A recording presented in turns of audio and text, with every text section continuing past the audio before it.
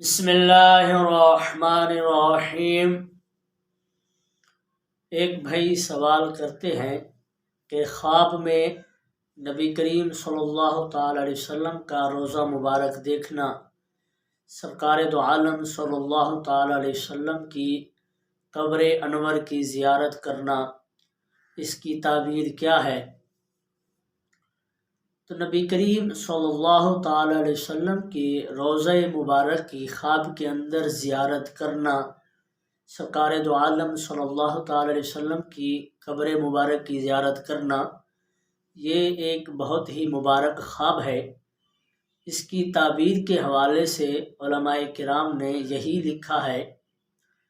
اور خوابوں کی تعبیر بیان کرنے والے علماء نے اپنی کتابوں میں اس کی تعبیر بیان کرتے ہوئے یہ فرمایا ہے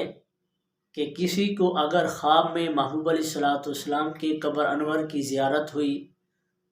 تو اس کا مطلب ہے محبوب علیہ السلام کی محبت آپ کے دل میں ہے،